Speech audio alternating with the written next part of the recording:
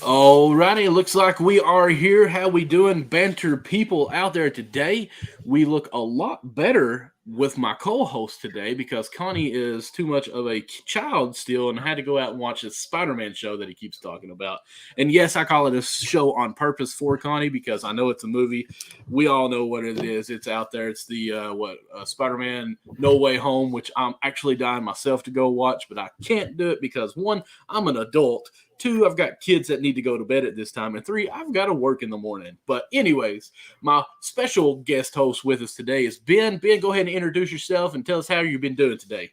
Michael replaced a child with a literal child in me. So, hi everyone, I'm Ben Hoyt. So my Twitter's right down there at Ben Hoyt6. So my shows are Primetime with Hoyt and Wise Cheese. That'll be on my Twitter at Ben Hoyt6. And then Curse of Billy Penn, the best Philly sports podcast out there with me and Jack Morgan. That is on the Curse of Billy Penn Twitter, which is in my bio. And also check out my broadcasting work outside, which I do play-by-play for the Garnet Valley Sports Network. You know, you mentioned Jack. He was actually my co-host on Count the Bucket last week, or I guess Saturday. It's not been a full week yet. So you guys are okay. It's all right that you're young. Honestly, you're inspiring to me because here I am, a 35-year-old man with kids trying to get into this whole podcasting and everything like that, and I'm lost. And to see you guys in high school get ready to go into college, because Jack even mentioned that he was a senior in college. He said, I mean, high school, I'm looking at college. So I'm happy that you guys already got your heads on straight and you know what you want to do in life. And honestly, if I could have done this stuff back when I was a kid, I would have absolutely ate it up because I knew everything going on. I didn't care about anything else other than sports. So I'm proud of you all. And congratulations to you real quick about getting accepted into Penn State, right? So I committed to Penn State. All the stuff's already in. So I will be a Nittany Lion fall of 2022. And back to what you were saying of Jack. Yeah, I've known Jack for probably close to 3 or 4 years now, which is crazy. Okay. And we have a phrase because we like to work hard at this broadcasting thing. We treat it like a sport, and it's our phrase called "We Got Next," and it just keeps us motivated to keep trying, keep getting new opportunities like Unwrapped, like Colorcast, and to keep pushing for our hopes and dreams. That's awesome, man. Here's my thing. As you can tell, I'm a bit of a hefty guy. When it came to sports, I was pretty smart, but I never had anyone to I won't say I never looked for anyone to push me a little bit more or have that desire and motivation to be that better person. I wish I could have stayed close to Jack because that's awesome. He's actually a kid he's in a school trying to make it as a basketball player, right? Like he's in a. That's John. So John. Okay, I'm getting my boys mixed up here. Okay, I'm sorry because I know. He's a hard worker too, by the way. Okay. He and Ethan are both very hard workers as well. But yeah, now Jack, he does stuff for SFBN, which is a local network out here, which I've done some stuff for before. And he's doing high school hockey, which is really cool for them. Wow. Where I'm from, our sports that we have in our high school was volleyball that they started while I was in high school. Okay. Football, basketball, baseball, and softball. That's all we had. We've added soccer now. Okay. But that's actually let's see here. Where I live, again, Harlan, Kentucky. Anybody out there want to go see it, go see it. If you ever watched Justified, if you ever heard of that show on FX a few years back, that was based in Harlan. But there's 2 high schools here now in our whole county. One's a consolidated one, one's the independent one. The consolidated the bigger school, we just started a high school soccer team 4 years ago, I think it was. I actually tried to help coach, knew nothing about it. But I was like, my buddy of mine, actually Andrew in our group, in our Unwrapped Sports, he's one that's like, hey, man, I just started coaching soccer. I don't really know much about it, but I need an assistant. I'm like, I'm there. It's sports. Let's go. They keep a number, a tally. Let's go. So we dove into it. I went out and bought a soccer Xbox games. Like, okay, I'm going to try to figure this out. What's going on here? Nutmeg, know what that is now. So we had a lot of fun doing it. But I actually had to end up quitting halfway through the year because my daughter was born too early. She was 12 weeks early, and we actually had to go spend 87 days in a NICU. So, But it was worth it because my daughter is beautiful, and I love her. But anyway, let's get back to baseball. Since we're talking about love of sports and everything, one thing that I sent you that I'd like to ask you is, what got you loving, I'm going to take away sports and just say baseball? Can you remember your first time? And of course, for you being a young pup still, like it's a short, long time, of your fondest memory of what made you fall in love with the sport of baseball, or even Philly as well. Yeah. Well, Philly love came to me naturally because, I was raised that way. So we were raised that, if you try and you do well, you succeed, we cheer for you. I mean, that's what we do here in Philadelphia. But if you don't try, you're being dramatic and you lose, we let you hear it. Like, we let you know what's going on. It's feedback. Right. So that's how I was raised. That's how I love Philly. The way I fell in love with baseball is I was about 4 or 5 years old, and I was already going to the ballpark. And I was telling you pre-show that a lot of kids, they like to go to the concession stand. There's like if there's a playground in the ballpark, they would like to go there. But I would just sit down in my chair and watch the game for 9 innings. I love the crack of the bat. I love, seeing what pitchers threw, fastball or curveball. But the one specific incident was the 2008 World Series.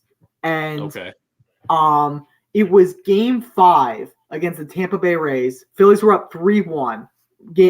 This game would win the series, and the game was delayed, if you remember that. So they actually postponed it to the next day. So it was first 6 innings and then the next 6 innings. Gotcha. My dad came home from a flight, and he actually went to the game that night. So I couldn't go. So I was watching in my parents' bedroom while he was gone. My mom let me stay past my bedtime.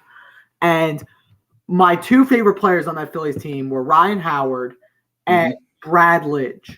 Brad Lidge was closer at the time, was perfect for saves for the season. And I'm a huge heavy metal fan. So he came out to a song by, if you know, Drowning Pool. I do.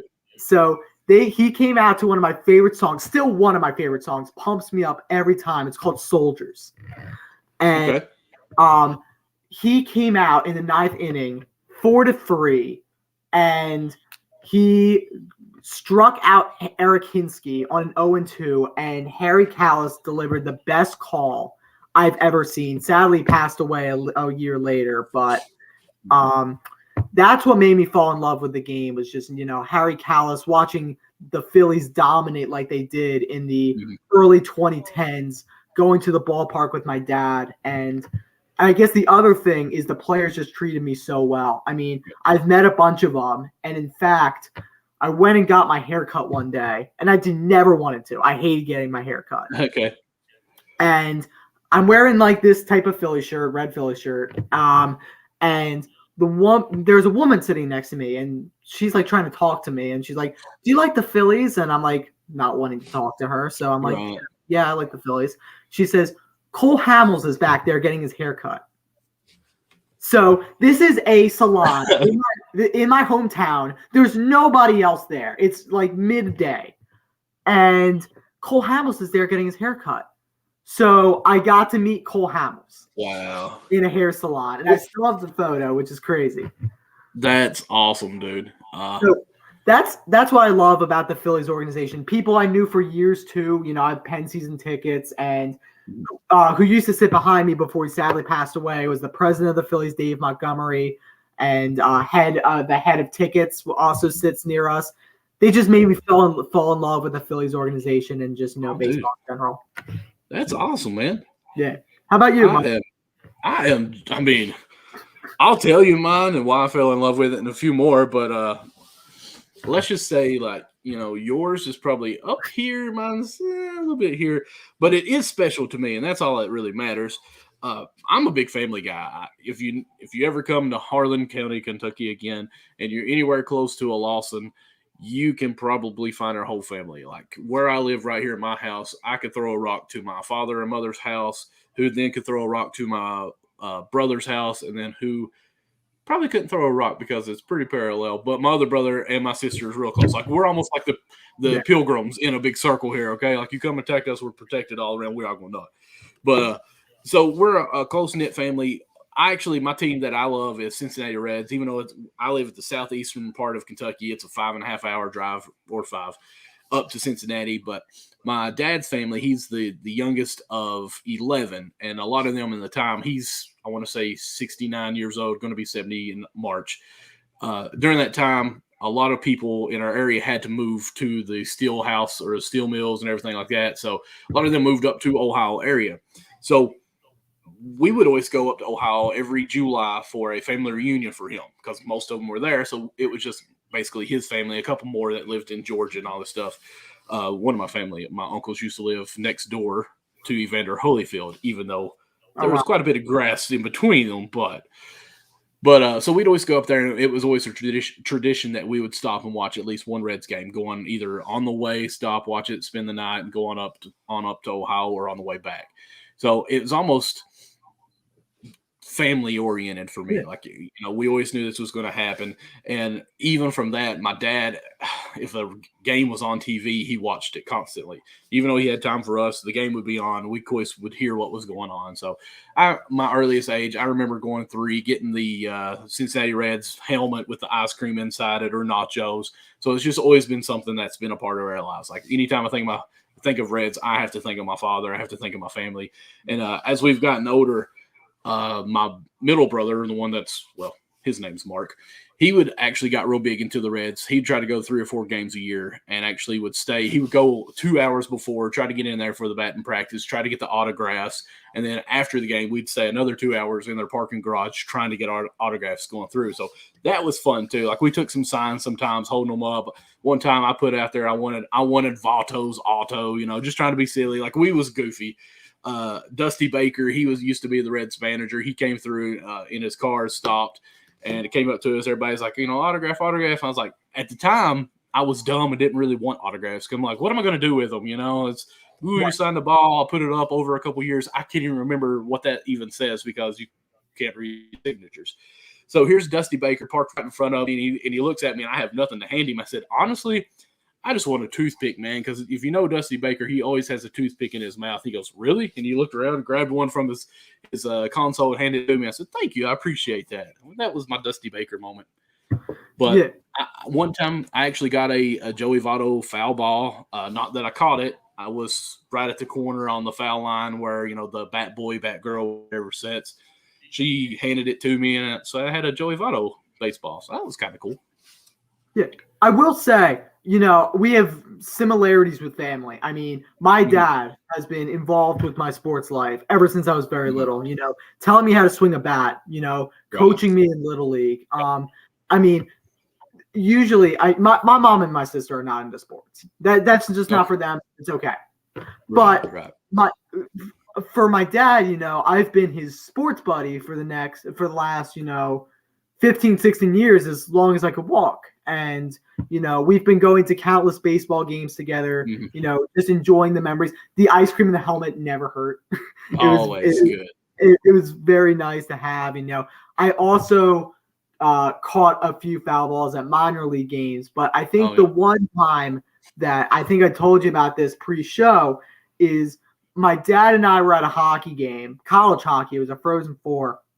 And my dad asked, hey, mom has an opportunity for you to throw the first pitch at a Phillies game. Would you want to do it? And I'm like, yeah, I want to do it. Let's go. Put me on that field. And so I got to go with my dad on the field and, throw the first pitch to Kyle Kendrick, a starter at the time. And we just collect baseball memorabilia. I mean, you probably see behind me, that's Mike Schmidt's autographed over there. There's Cliff Lee's over there, Cole Hamels, Bob Boone, I think that's Steve Carlton, but Chase Utley, Ryan Howard, you name it. We have tons of balls that we just collect as a family. And, I had a conversation with him the other day, and I think it fits the show completely. He says, you're going to be going off to college next year.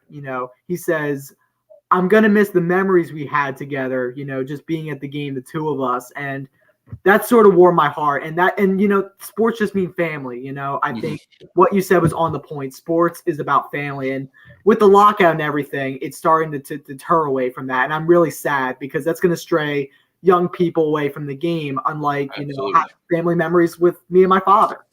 Right. Absolutely.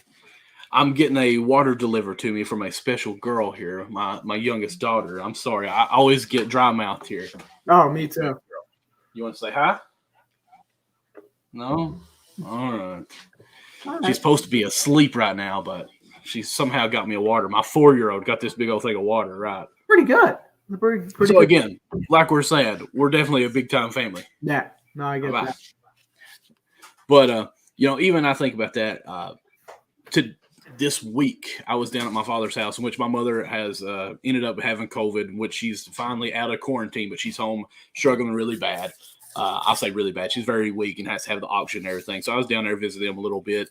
And Dad's like, hey, hang on a second before you leave. I said, okay. He went and grabbed his Cheerios, a box of cereal, and said, for some reason they had this in here, and I figured you'd want it. Hand it to me. And it's like a baseball card, but blown up, almost like a small poster, if you will, of Lou Gehrig. He's like, I know you love baseball, so here you go. And I was like, you know what? This is so cool that we're always going to have that one connection, no matter what's going on in life, that we can take a break from all the stress, all the pain that's going on, and just talk baseball some. So, I mean, it's a funny story that we talk about sometimes is with my mom anyway. It's like, yeah, here we are, 1970, just got married, and we're on our honeymoon. And what your husband or what my dad's doing, he had the Cincinnati Reds on.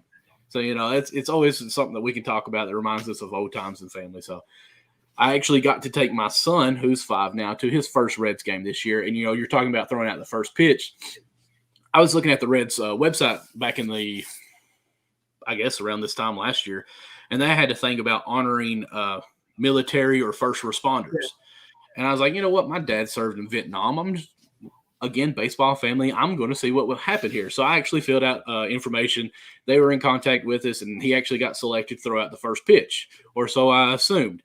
So the whole family bought tickets. We went up to the game, and like the day before, they said, with COVID and the way it is going last year, 2020, I guess it was 21 this year, at the beginning where everything was still hesitant, which it still is getting back bad. Anyways, side story. Instead of throwing out the first pitch, they ended up having him just on like the stage in between the first inning and second inning to honor him for his service and everything. And so he was up on the big screen, got the wave and everything, had his mask about Vietnam, and they were just thanking him. Everyone in the stand stood up and clapped for him. And it was a great thing that I was able to give to my dad, who would never do that in a million years. But since I did it for him to get him recognized, he was there, and it was just great to send that. And even Cincinnati Reds, they ended up emailing me the clip from like the game of when he was on the Jumbotron and everything like that. So it was so cool to be able to have that and be able to witness that and be that with my family. So I absolutely love sports because of what we can have with family. Absolutely. As my brother here has liked our conversation. I don't know if you can see it on your end, but Mark, I was just talking about us, if you're still in here, us going up to the Reds game and getting autographs like crazy. He wanted me to take my shirt off one time and kind of like write stuff on my belly, but like I'd have a novel written on me, and I don't think that they would be able to read it. So, but here he is, chiming in. Thank you. But trying to think anything else cool that ever happened to us. Like he was so bad. Just going to be honest with you, Mark. I'm sorry. That we would drive up, 4 hours. We get to almost Lexington, actually 3 hours to Lexington. We go a little bit farther. We'd always have to stop at a Walmart where he could go buy like 6 or 7 baseballs. And as he pulls in here, remember heckling Adam Rosales and making him laugh? Yes, absolutely. Side story here that I was going somewhere else. He'd always make a stop by these baseballs before we even go. Like always would do it. Like, dude, we have Walmart where we live. Why couldn't you get the balls there? It was tradition basically. But him and my mom are both teachers, and they took a class up to a Cincinnati Reds game. And of course, I got to be a chaperone for that. So here we are sitting down third base line, and it was the 9th inning. We were losing. Can't remember who we were playing, but the pitcher on the relieving pitcher, I want to say it was closer. Couldn't remember the name at all because it's been probably 15 to 20 years. So every time he would pitch, he was right-handed. He would look straight down the third base line where we were about 15 rows up. So the guys were having a good time. We was being silly with these 7th and 8th grade boys. And then he would pitch. Obviously, that's what I was doing there. So I got up, and I just raised my shirt up as soon as he looked over my way, and just pulled it back down when he pitched. And it was a ball. I was like, oh, that's funny. So, of course, the kids had to start doing it with me. So we did it for about 15 pitches straight, and he ended up walking 2 people and giving up a double, and we tied the game, and they pulled the pitcher I to this day still say that he was pulled and did bad because we kept raising our shirts up every time, and he was looking directly at us every time he would look to that third base line to wind up.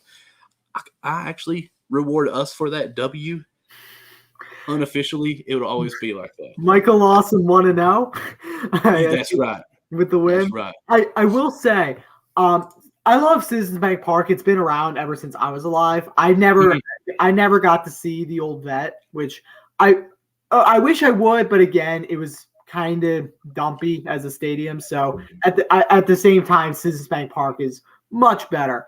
But whenever I would have my birthday or my friends would have their birthday, we would either go to a Sixers or Phillies game. So for me, my birthday is in August. We would go to a Phillies game. Gotcha. So we had countless fun memories. I mean, we sat through multiple rain delays. I mean, but just the one time we were in a suite and it was raining so hard that my one friend got a full cup full of all the condiments and we just dipped our hot dog in it. See what would happen. It was completely nasty, but it was, but it was fun. Like even it was a rain delay. It was fun. I got to bring my friends. I got to have memories with my friends on my birthday. We did it this past year, except it wasn't the Phillies. They were on the road. It was a affiliate of the Nationals in Delaware, the Wilmington Blue Rocks. And because that's like 25 minutes away from me too. I'm pretty close to Delaware. So, but we just had a lot of fun. We had memories, and my fear is for the game of baseball, and I bet you share the same fear, is that we're losing the youth of baseball. Yes. We need the kids to be back in baseball, making memories, playing t-ball, playing Little League, going to the game with their parents. We're losing it because one, business is getting in the way, especially the lockout. And two, people don't have the attention spans they used to anymore. No. Like as a 35-year-old, as a parent, I see a lot of kids, electronic up, if you will. Yeah. And, even myself, I'm on my phone watching TikTok or getting on fantasy football and stuff like that. Like I'm always having to be engaged in something. And I'm an adult. So, I mean, I think even kids, like, they have to be – their brain has to be stimulated. If you're at a baseball game, like, you have those times where you got downtime. Like, okay, he pitched, nobody swung, it was a ball, throw it back, 60 seconds circling the mound, looking in for the pitch. Oh, the batter called time, backing out. Okay, here's another 60 seconds that's went up. Okay, finally a pitch happened, By that time, a teenager or even a preteen has looked at their phone probably 3 times or watched at least 15 TikTok videos. So I don't know how you fix that as far as in the game, but I really wish, and I don't want to say I blame it on anyone, but what kind of kills me is, I even think back when I played Little League, it wasn't so much the fundamentals completely. It's about winning the game. Whatever happened, like, okay, I remember one time, and it was the worst team ever, and the coach didn't tell me to do it because it was my dad. Again, like we were talking about, our fathers helped us through sports, but we knew the team was the worst team in our league, and I got walked. And as soon as I got walked, the ball went to the backstop. I took off a sprinting because I knew the catcher was bad. As soon as I got the first, I just turned, didn't care, went on to second. Well, they threw it over a second baseman's head, went to third, throw it over third, and I actually scored on a walk, And I'm sitting there thinking that was awesome at the time, but now as an adult looking at it, what did that teach me, as far as a baseball player? It didn't teach me a thing other than I know that team sucks and they're not going to be able to do anything. Like, they should have stopped me on first. Okay, now pay attention. Batter hits here. We know the pitcher's doing this. You need to get your lead. If we're still, teach the fundamentals and just the facts of what goes on in baseball. And when I started loving baseball was when David Weathers used to close for the Reds, and that was back in the late 90s, early 2003, I think it was. But because I was so intense watching with our announcers, Chris Welsh, who I actually probably credit more, he could basically tell you what pitch he was going to throw because of the count. As a pitcher himself, he used to play for the Reds. He knows this is going to happen. The batter swings at this on these counts and everything. You're like, oh, okay. So, like, if I know this stuff going in, I'm pretty much, my mind is stimulated because I see what's going on. And then you don't need the phones to pay attention or to entertain yourselves. So we need to somehow interact our players with our fans, or even just like let them know what's going on at an early age so they can actually understand this stuff. Yeah. And I think that would help a lot. There was a game I used to play as a kid, before Little League. It was a game called Stratimatic. And Okay, never heard of it, but go ahead. It's basically like board game baseball, and you use baseball with cards. And you drafted an all-star MLB team, but you learned how the game was being played.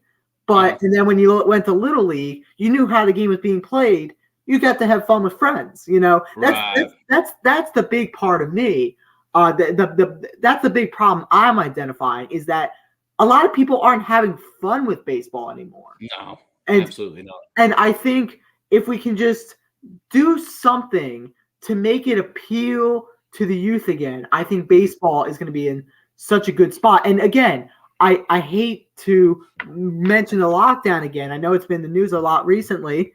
This doesn't help. This doesn't help at all, because it's baseball. And basically people are just exposed to, baseball is just a business where people argue. Like, that's not it. We reinforce here on this show, baseball is about family. Baseball is about fun.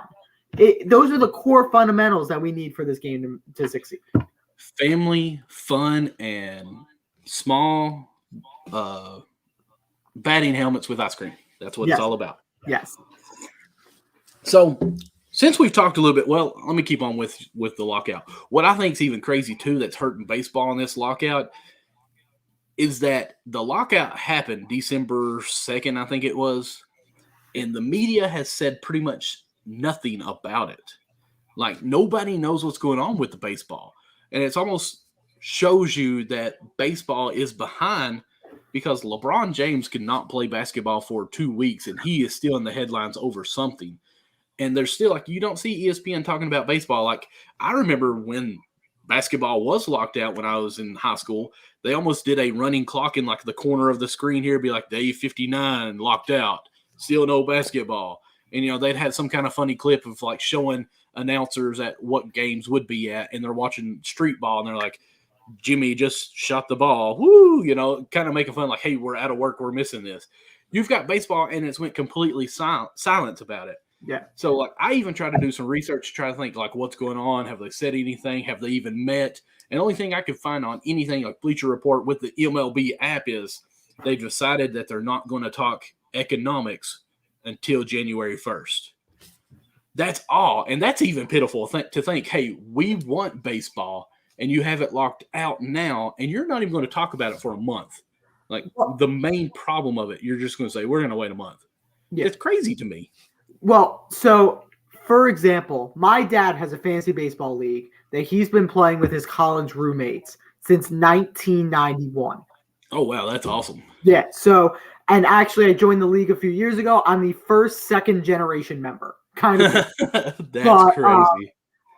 They decided to shut the league down the last MLB lockout, and they resumed it a few years later. But baseball at least was publicized in the news. Yeah. Like, people put pressure on the players and owners to do something. There's no pressure. They've got basketball going on. There's LeBron in the headlines. There's college basketball in the headlines.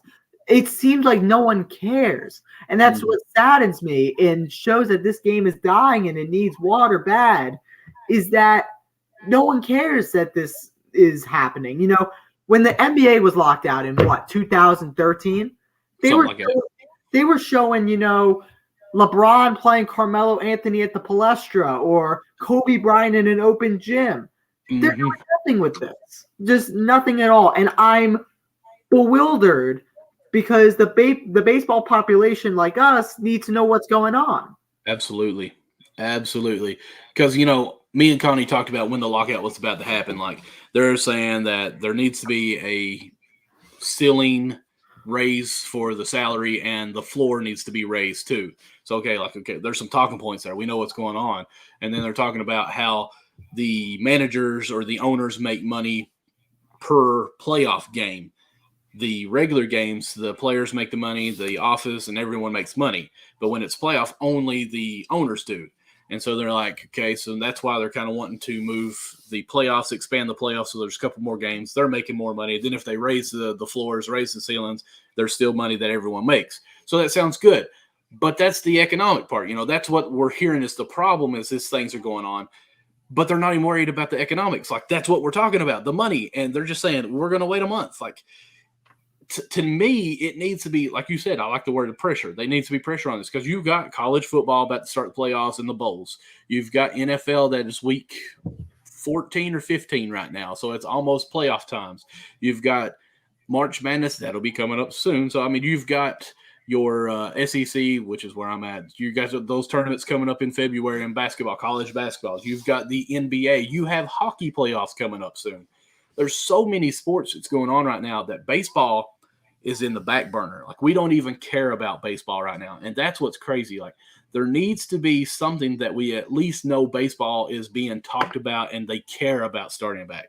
Universal DH. Like, we know that has to be a thing for the fans to see. Like, we as fans want that home run ball. We don't really want the pitcher up to bat. Now, pitcher hits home run, absolutely amazing. It's one of the most funnest things to watch. But when there's probably 9 outs because of pitchers on both teams and there's that one hit, yeah, that one hit's amazing, but that's 1 out of 9. That's not very entertaining. Right. We want that extra player, and that's even salary for that extra player. Like, that's another person on the bench that's getting paid because you made that DH. But there's nothing, we don't even know what they're discussing or if they're just saying, okay, it's locked out. The only thing we know that's happened is Verlander's contract actually got accepted because it was pretty much done deal, but it didn't get done by the X's and O's as far as the language, I think they say, until this week, which is $2 million for $50 million for 2 years, which is crazy. But this lockout, I mean, it's like even the media has locked it completely out, and it's going to hurt baseball. Like, no. And funny enough, you're talking about the pitcher home run thing. I saw, before I get into my little response, I saw a game where both starting pitchers from both teams hit a home run in the same game. Oh, wow. That's awesome. Yeah, Matt Keane and Cole Hamels. They both hit those. Okay. But, let's go back to the pandemic, 2020. Do you know what was showing on TV on ESPN? I do not. I can't remember that far. Carl Ravitch was doing games in Korea. He was doing baseball games. So, and then when there wasn't baseball games on, they were like, okay, when's baseball coming back? Mm-hmm. And they kept, interviewing Rob Manfred. They kept interviewing the other commissioners. People cared. And then you go to 2021, you're like, oh, it's just sort of normal. Like, baseball's just never going to be played. That's sad to me. Like, why are you giving up here? I mean, you even got players that have changed their profile pictures because the MLB website, MLB.com, has taken anybody's picture that has played or is playing for any team off of their webpage because they're locked out. Understand? I couldn't tell you why, but I understand what they're doing. So I don't know if you know TJ Antone, who's a relief pitcher for the Reds, who actually came on our show. He actually changed his picture where it's just a black and white picture of him because he's taking his picture off because that's how the players feel almost neglected, if you will, of how they feel mistreated on this. And like these players are changing their pictures to mock the MLB on this. I'm afraid this lockout may end up going farther than what we really expect it to. Like, I'm thinking we may miss games. Oh, absolutely. I know spring training is basically off the table. I think so. Yeah, I think so. So that's another thing. Spring training is such a unique opportunity for fans. I've been to spring training myself in Clearwater, and there's nothing like it. That's sad that people have to miss it because it's, you're out in the sun, you're in Florida, it's warm, you can go to the beach, that's a sad and missed economic opportunity for the MLB to miss spring training. And then you're going to miss games on top of that. There are even talks that there may not be a season. Like, that talks are so far. I've heard. So that would be horrible. So they just need to agree, man. You need to come to some compromise. Like, I believe the players should get their fair share. They're the ones playing the game, not the owners. The owners just sit down and make money. what's crazy is every owner has to be making billions of dollars. We know that because each organization is worth $1 billion more than likely. Yeah. Players are making millions. Like there's nobody. And again, you're worth it. I understand you deserve it. But like contracts that are 10 years, $300 million of guaranteed money, like you're getting it. Well, That's and here's amazing. The owners, MLB is not their only thing. They're probably CEO of a company. They're making money. Right. So, I mean, Steve Cohen. Like Steve Cohen. Like, for example, Jeff Bezos is going to be owning some team in like Seattle or something like that, where Amazon's located. You think his main thing is buying the Mariners or whatever? No.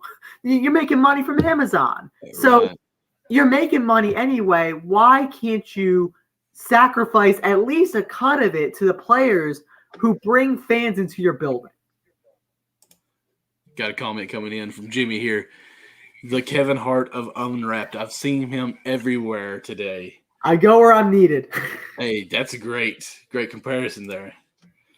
But Jimmy, by the way, I just bought I don't have it up here with me, but I just got it in the mail, a Pete Rose baseball card. It's 2019. It was a Panini brand, I think it is, but that's about all I can tell you. I'm excited about it. But anyways, he's a big baseball collector or a card collector, so I like to talk to cards with him because he helps me a little bit understand what's going on in the world. But this lockout just makes me so sad because I'll be honest with you, I started to drift away from baseball a little bit before the pandemic. Right. But that 60-game season, I felt like was electrifying because it was so I don't know, pressured the whole time. Like every game meant so much. Like it was so tense of a season. I loved it. You had the universal DH. Every game counted. You could not go into a slump. So I was like, wow, this is awesome. Like you got to watch every game. You can't just – because I'm a Reds fan. We all know Reds, they suck year in, year out. A couple years we make the playoffs. We're back to being Cincinnati Reds. So you could watch 10 to 15 games in a row and see something going good. Then we go on a 20-game losing streak, and you're like, okay, I don't have to really watch a couple of nights, and I can be like, we know we're probably going to lose some of those games. No big deal. Come back and watch a few more.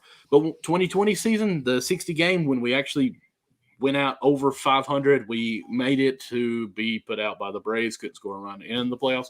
But it was interesting and so entertaining because every game was relevant then. And it's just, I miss that. And then we go to 2021 and we go back to the 162 games, and it's like, okay, I've watched a few games here, 6-game win streak. We lost 4 here. It's almost dull again. So I wish they'd actually shrink the season, which will never happen because that's money that they're losing. And because what is the most talked about sport? To me, it's football. Yeah, by far. And it's because you have that 1 week where you can talk about everything. Oh, they're going to do this. I expect them to do this. Tom Brady will probably pick this team apart. We know that, oh, Gronk might be out this week. We're not for sure. Oh, no, he practiced today. Like, everything is a big buildup for that one game. Even with basketball, which I think is a much better sport. Even in high school, you got 2 games a week, sometimes 3 games a week. By the time you finish a game, you don't even have time to talk about that game because the other game's already coming up. Like, with football, Monday, you could talk about the games that already played. By Wednesday, you could talk about the games coming. Thursday, you have a game there that you could talk about. Baseball, it's every day. And I almost think it gets almost too repetitive that it loses its taste. Well, the 60-game season, I've never watched more baseball in my life than since probably 2012 when the Phillies started to go, full-on crazy train wreck. Right.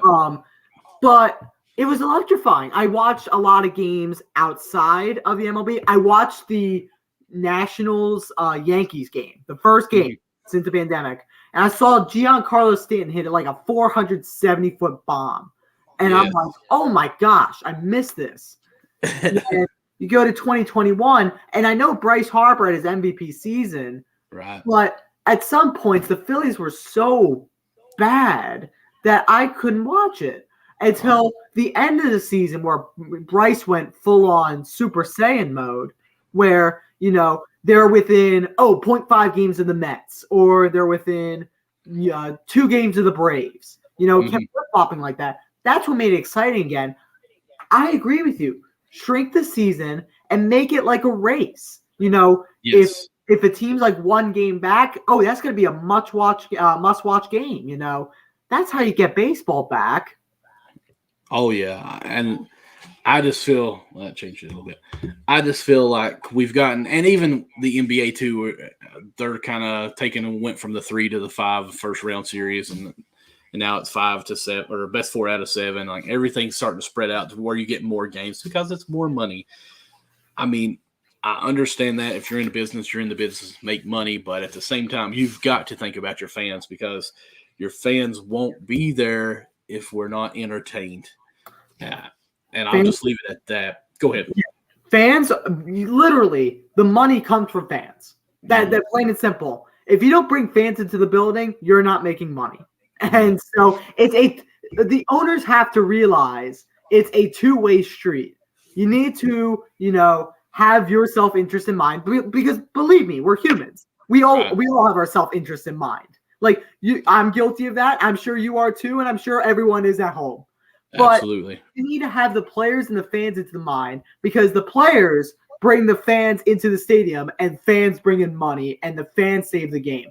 I have a book called Babe Ruth Saves Baseball, and I believe the second coming of that is that the fans save baseball. Oh, nice. Like one thing I've always said with Connie on the show is I would love to have a mic'd up moment like every inning with a player. Like we need to hear what they say in the dugouts. Not so much what's going on between them, but interaction with the fans.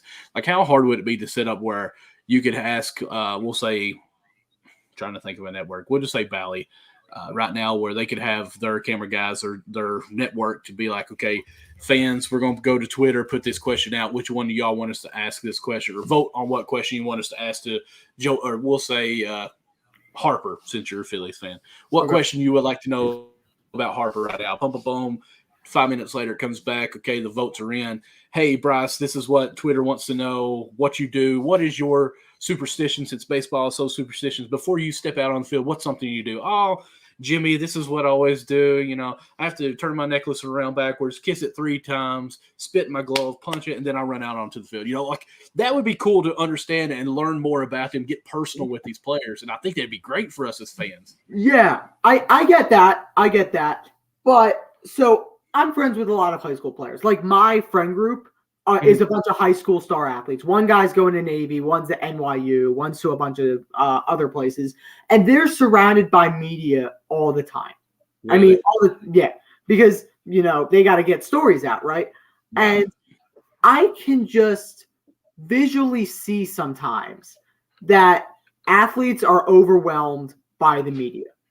I understand. Plain and simple. So while I like the idea of bringing like an interview onto the field and stuff like that, it's sort of like, for example, if you're at a 9-to-5 job and someone's interviewing you while you're doing your job on the computer, you're trying to focus. Like that's a little overwhelming. I believe media has to come into some form of it, but I believe it has to stay off the field because the players have got to do their jobs at the end of the day. But now I'm not saying like while they're playing, like how they do in spring training where they're out there and like, oh, I'm gonna one hop this and throw it to first. I can't remember who it was, but they did it on third base. But I'm talking about like, okay, they're out in the field, someone's off today.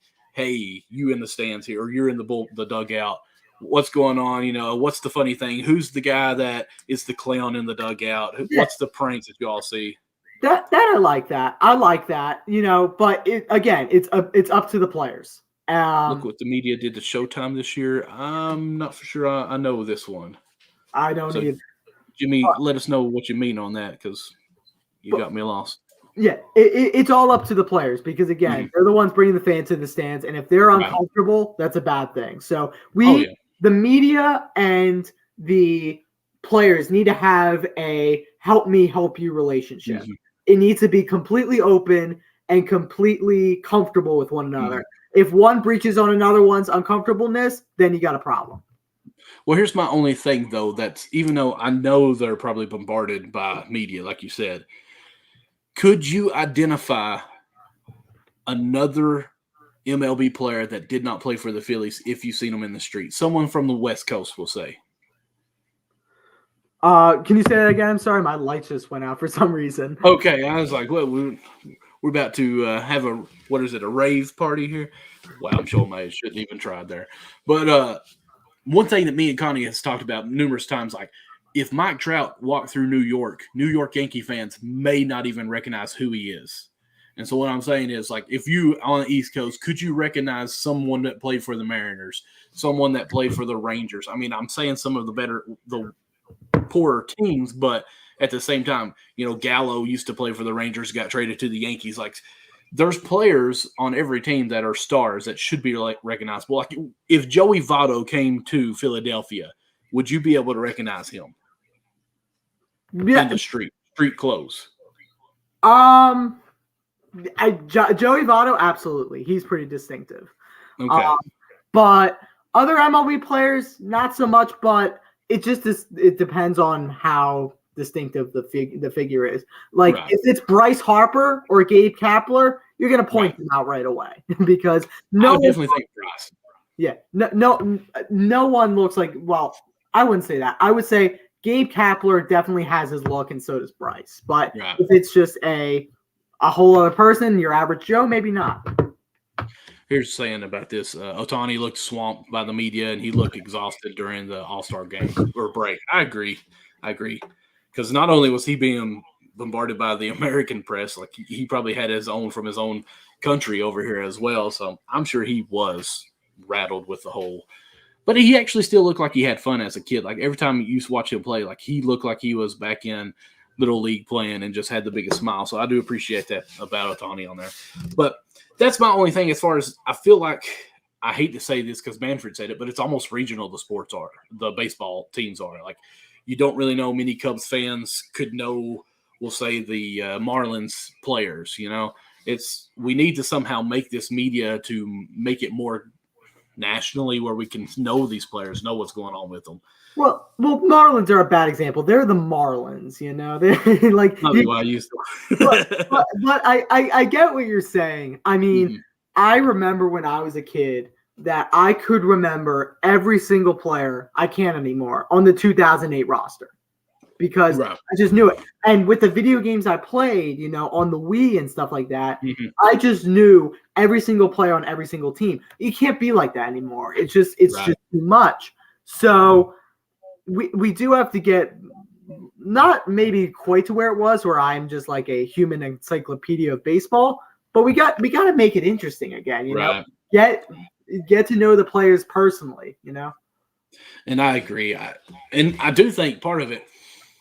Of course, he played for the Reds, so that's why I kind of liked him. Now with the media that came out with whatever news is going on with his sexual life, I don't say I agree with that. So I liked Trevor Bauer when he played for the Reds, and he did the whole YouTube channel and everything like that, where you actually got to see him as a person and see his everyday life. I was like, okay, this is kind of cool. I wish more MLB players kind of did this so you could see what goes on. I even think of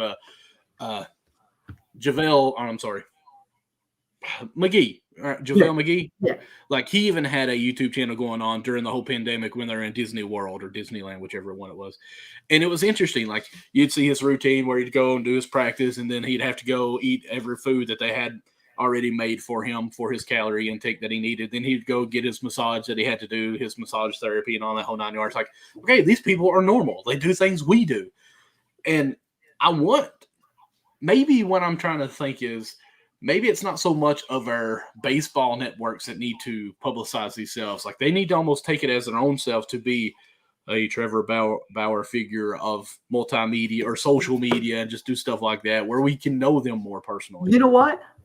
You just reminded me of something, and thank you for reminding me of this. You're welcome. TikTok. Do what? TikTok. The social media. Yeah.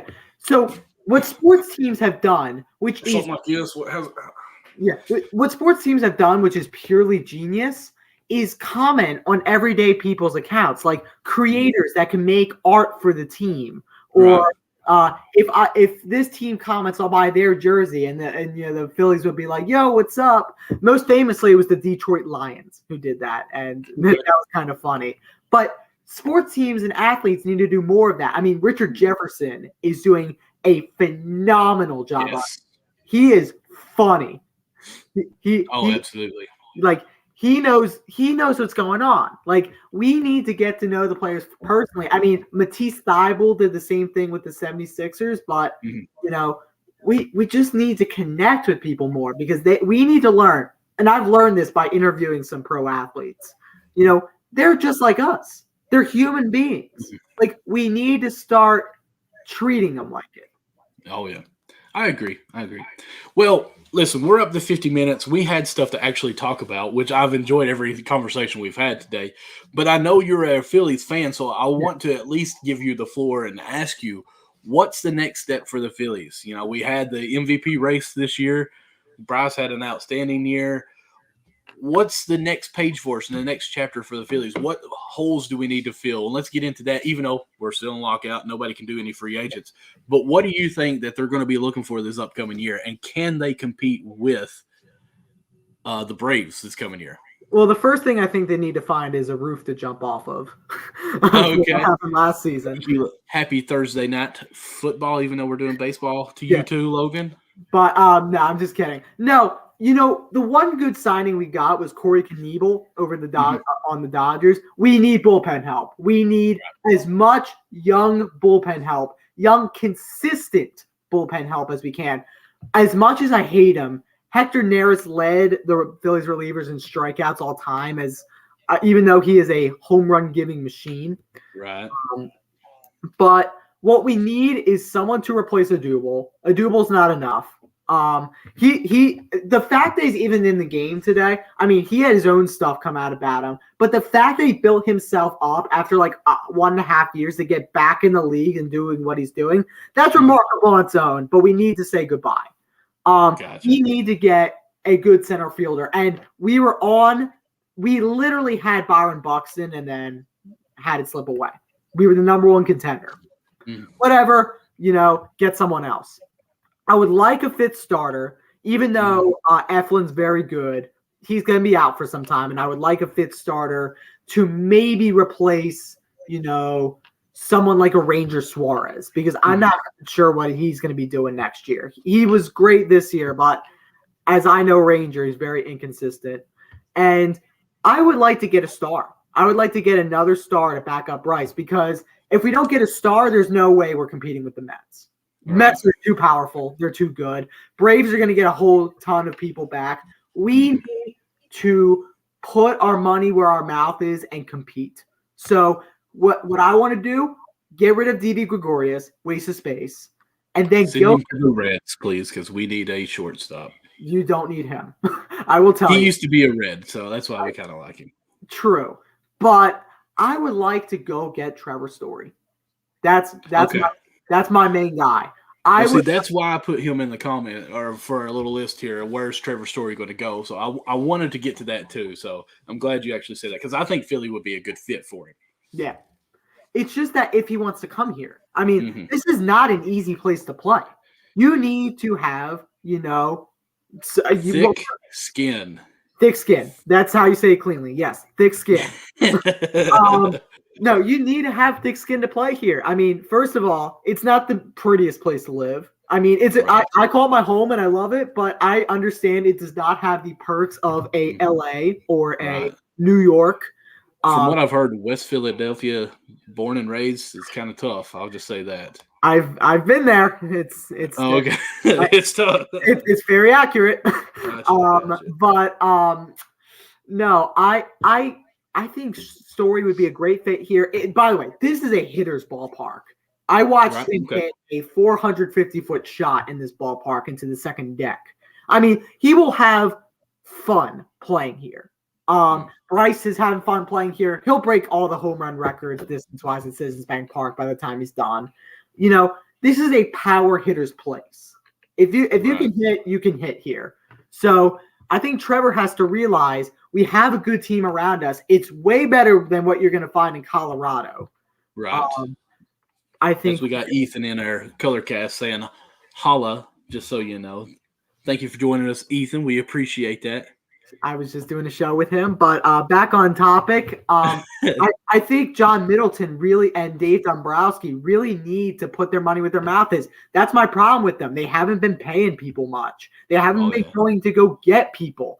I'm like, Dave, come on. You've brought pretty much every single team you've been appointed to the World Series. I need you to do the same to us. I need you to go all in. The time is now. I agree. I do think it's and only two to be relevant, if nothing else, because like you said, the Mets are going to be very tough. I think 2023, I think it's going to be their year. I think 2022 is going to be a great year, but I still feel like this is a 3-year team before they get going. If you need to go turn your lights off, go ahead. I can talk for a little bit. Oh, no. Yeah, that would be great. I'll be right Okay. But I just feel like the Philadelphia, with the teams that they've got in their conference there, their division, you've got the Mets that Cohen has obviously said that he's going to be spending money, and he showed that he's doing it. So you've got to compete with that. The defending World Series champions are the Braves, who sucked half the year, lost their best player, and then found gold somewhere. And then, of course, we know that Freeman will end up signing back with them. I don't care what they act like. Freeman will always be a Brave. So they're going to be good. They know how to win. So Philly is the third team in that division. So they're going to have to make noise to stay relevant in that division, I think. And they're so close to being good. So, well, the Braves did something that I wanted the Phillies to do. Go in. I mean, they got guys like Adam Duvall, Eddie Rosario, guys that can make impact right now in free agency. Right. Like, go do something. Like, and I know they were missing Acuna, but they got so many other good players. Jorge Soler. I mean, they went and got guys, and look where it got them. A World Series title. So yeah. I want the Phillies to do the same exact thing, but they're not doing it. It frustrates me. I mean, I'll say this. Philadelphia obviously is a big city. Definitely great location, I think, as far as East Coast and everything. But, you do have, as far as, I was thinking back when you said it's hard for people to come here and play. Not only that, like, how do they recruit to come to Philadelphia? You've got the New York up there. I'd even consider Washington. I think that's a beautiful city, even though the crime rate's very high. But you got New York, Yankees, the Mets now that's relevant. I'm even trying to think what other teams that are great around that. I won't say Pittsburgh. I like the guys we have trouble, like, first of all, the guys that go to Florida and to California that want to go there, we have no chance against. They want to be in warm weather, whatever. The guys we have trouble, recruiting against is people that want to just live outside New York, like live in a nice apartment right outside the city, not in the Bronx where the Yankees play, because I don't like the Bronx. It's a pain to get to. But get an apartment there like KD, or just even go get an apartment in Boston. I mean, that's a city that really knows. Boston's the other team I was trying to think of. They know how to get people, and they know that they're a winning city, just like Philadelphia, and we're competing with them every single year with stuff, and we hate them. Absolutely hate them. Oh, I'm sorry. So I want to ask you one question. Yeah. Who's going to have the better season or outbreak season this year for Philly? I mean, we know Bryce is going to be Bryce, but who's going to be the star to step up if they don't make any noise as far as free agent noise? Star to step up. That's a really, really good question. Do you know who I think will have a bounce back year? Who's that? And I'm hoping he plays again. I think Alec Boehm, if he comes and plays again, I think he just had a little bit of a sophomore slump. His first year stats were great. I think if he gets that work in the offseason, uses this time effectively to learn how to hit that ball again like he used to be.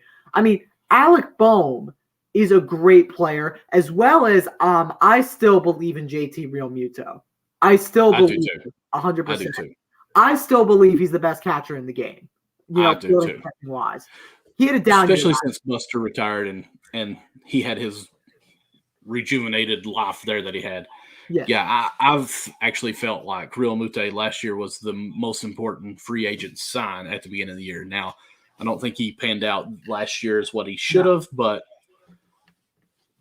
I want to know, what do you think about Hoskins? I've learned about Reese by now, and I have the same problem with Odubel Herrera. I mean, they're the same people, just different positions. They get so hot at times, but it's just them that they are going to have a cold spell. You can't avoid it. There's no way to avoid it. They're just gonna have a cold spell where they're absolutely useless. We saw that with Adubel last year. Mm-hmm. I mean, he was playing, he was doing the bat flips, he was doing whatever, hitting dingers like nobody's business. And so was Reese, but then they get cold.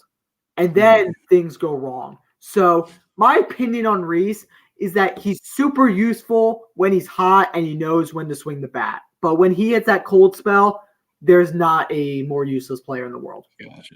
All right. Well, is there anything else? Because we're past the hour now, and honestly, I did not think we'd even come close to it that you want to talk about today. I know we wanted to mention Verlander. Do you think he may have anything in the tank, which I talked about the 2-year, $50 million? Don't know if you want to go into that, or I'll just say he'll get his paycheck and then he'll retire. I think so too. I mean, after 2 big injuries or missing 2 years because of injuries, one being the Tommy John. He's 38 years old, I think. Like, I'm barely waking up and getting out of the bed at 35. This dude's 38. I hope it works for him because I like Verlander. I think he's one of the pitchers for some reason that if you watch baseball, everyone likes him. I don't know why. He just is a likable guy. I hope he's able to do it. Yeah, the final thing I'll say for the show today is that the people that are going into 38, 38, 49, 40, even the Jamie Moyers at like the close to 50, that by the way, was remarkable. He was a slow pitch pitcher, basically throwing 75, still struck people out. They know how to take care of their bodies. Right.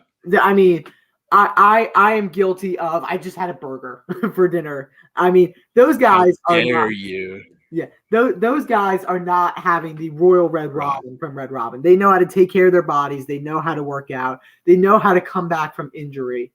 But I hope that pans out for Verlander. It was fun being on the show today, and I hope that baseball gets back to normal because, again, it's about family. It's about fun, and it's just about sport and just loving sport. It sure is. And I feel like the business part gets in the way of it, and it hides it.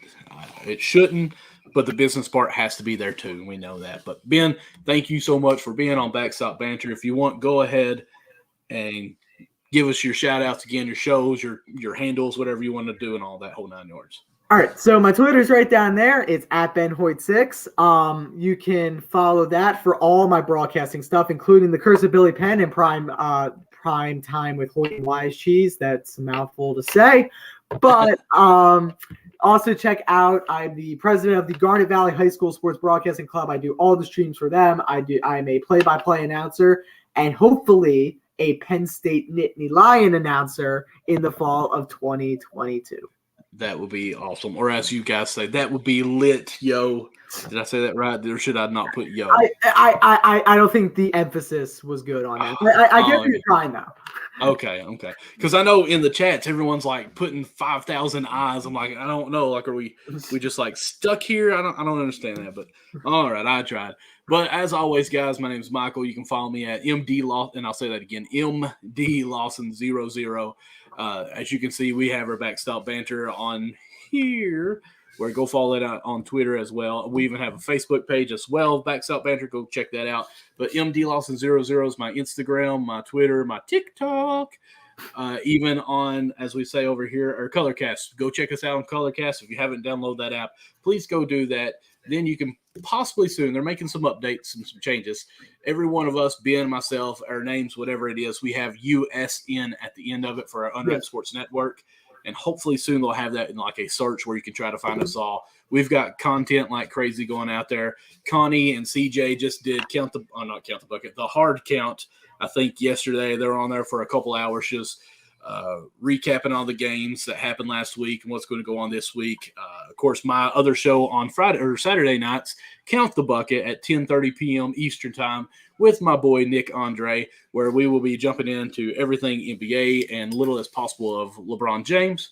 And you can check that out, of course, on Colorcast as well. What I love about the app is it doesn't have video. All it is audio. So you don't have to look at this on my face. You just hear my voice, my lovely accent. So, again, guys, thank you all so much. Check me out again, like I said, Saturday with Count the Bucket. Ben, be on the show more.